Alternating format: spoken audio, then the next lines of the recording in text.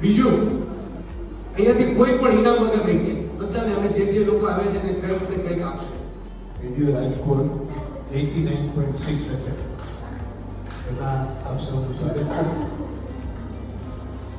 આ એક community radio છે.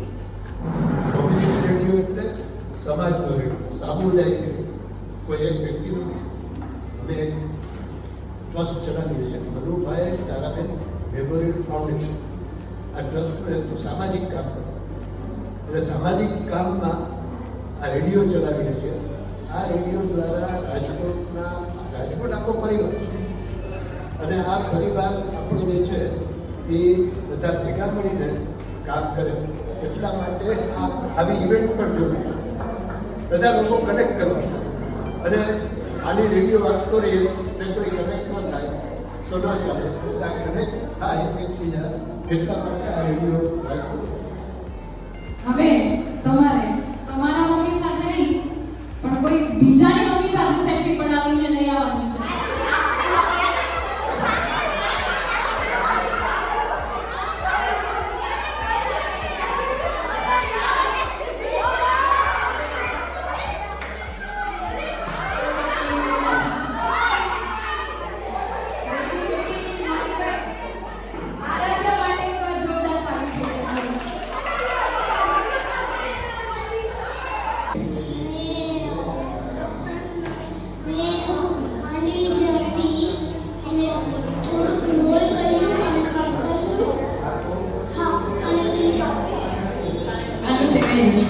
બાકી તો મમ્મા કરતા હતા ત્યારે તું હતો ત્યાં કે હું જ્યારે મમ્મા જે બનાવતા હતા તે હતો પણ નહોતો.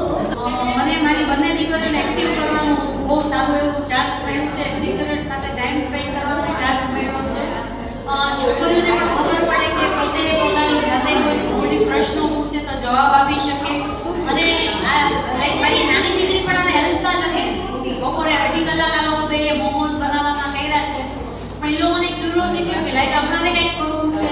એટલે બહુ સારું મોર્નિંગ આપવાનો પ્રયાસ જે આ રેડિયો માધ્યમથી થયો છે એ બધો હું સૌનો આભાર માનું. આ લોકો બહુ મહેનત કરી છે. 2 દિવસમાં એ લોકોએ જે પ્રિપેર કર્યું, અને ખાલી આપણે નાનાનો જમણવાર કરવો હોય ને ઘરે તો આપણે ઘરના થઈ જતા હોઈએ છીએ, બરાબર. આ તો એના માટે છે, એ આપણા માટે કે આપણા ઘરનું સાથ રાખે, બરાબર. એટલે આપણે એની મહેનત કરતા હોઈએ છીએ. પણ આ એક પ્લેટફોર્મ દેવા માટે કે જે લોકોની કંઈ પણ સુસુપ્ત જે ક્રિયાઓ છે કે જેની કંઈ પ્લેટફોર્મ નથી મળતું, એને એક સ્પેશિયલ પ્લેટફોર્મ આપવા માટે આ એમ કરેલું છે.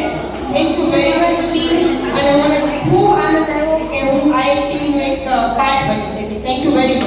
અને આવા કાર્યક્રમો વારંવાર થતા રહે એ બદલ હું મતલબ કહીશ કે આવા કાર્યક્રમો વારંવાર કરો તો કંઈક ને કંઈક હેતુ જે છે એ કાર્યક્રમને અને એ કાર્યક્રમના અનુસંધાને પણ જેમ કે આપણે જે મધર્સ ડે સ્પેશિયલ કર્યો તો એ ખ્યાલ આવે કે માં અને એક બાળકનું બોન્ડિંગ કેવું હોય છે પ્રત્યેનું.